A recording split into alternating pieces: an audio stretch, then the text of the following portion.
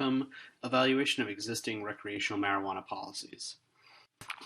As of writing this, Colorado, Washington, Alaska, and the District of Columbia have all legalized recreational marijuana. All 5 laws were enacted via ballot initiatives, leaving the governing legislatures with very little control over the language of the law.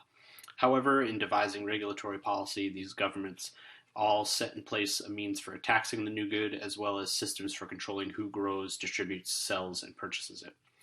When examining the literature on this issue, I distilled down my research question to how well do existing recreational marijuana policies achieve positive outcomes and manage negatives?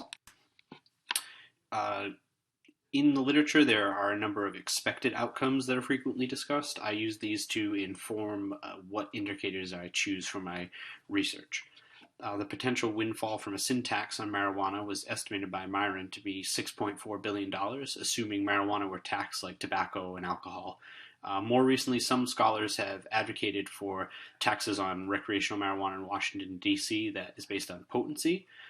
Furthermore, Myron estimates that federal, state, and local law enforcement agencies would save approximately $13.7 billion if marijuana were legalized nationwide.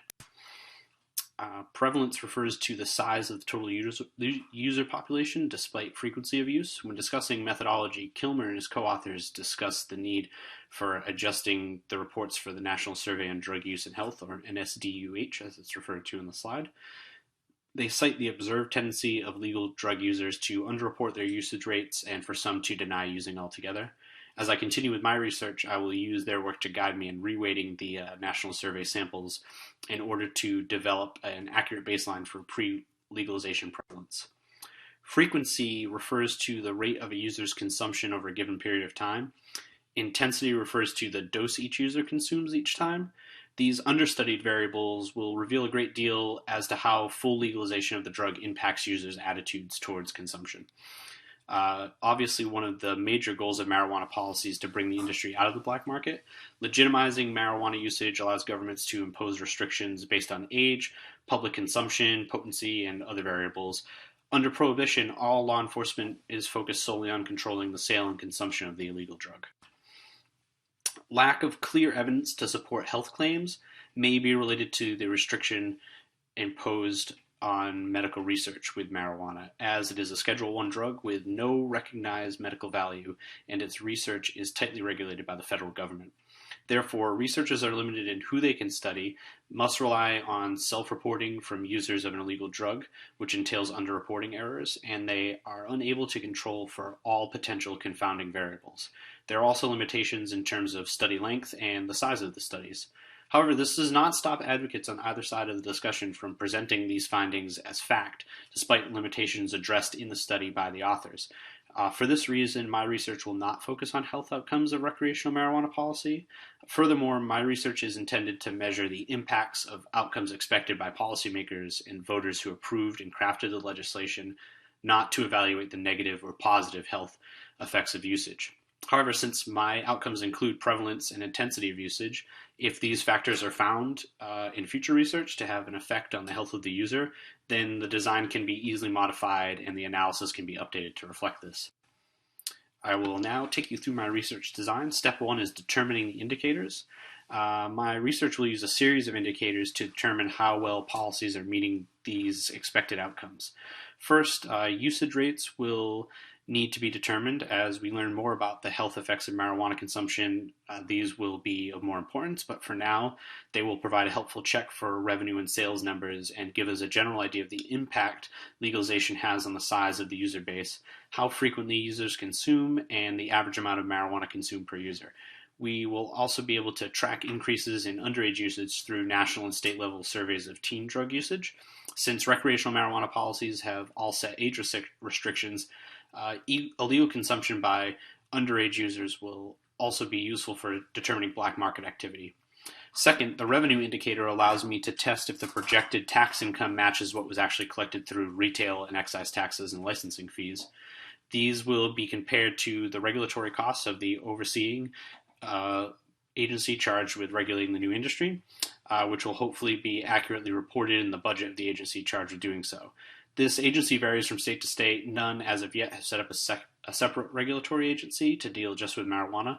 In Washington, oversight is handled by the Liquor Control Board. In Colorado, the Department of Revenue oversees recreational marijuana, while the Department of Health oversees medical marijuana.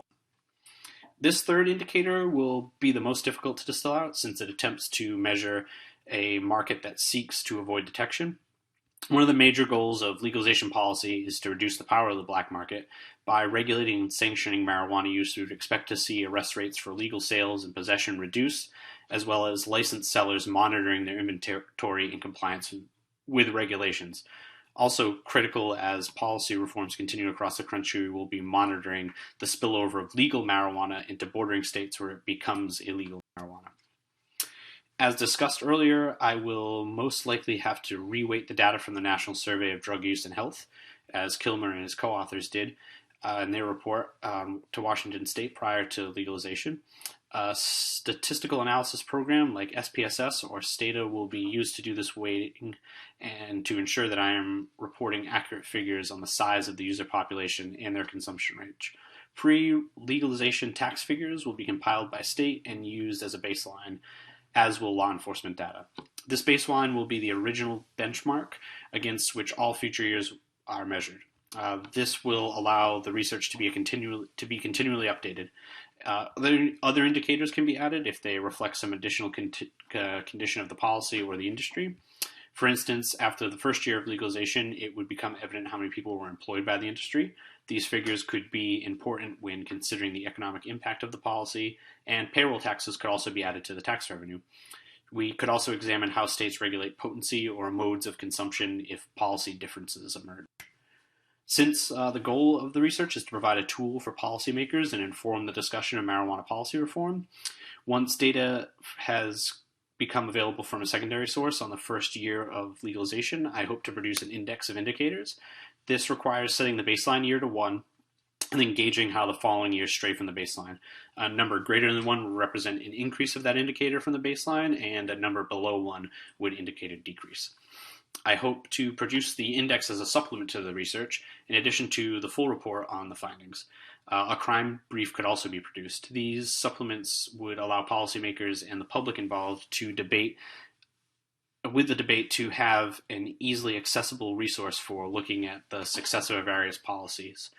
And an analysis report would examine the causes of these successes or failures in detail, identifying specific policy aspects that contribute to the results. For instance, it's already been predicted that Oregon and Alaska's weight-based taxation method may be superior to the price-based ones in place in Colorado and Washington. An analysis of tax revenue in the states and their user rates could be used to test these claims.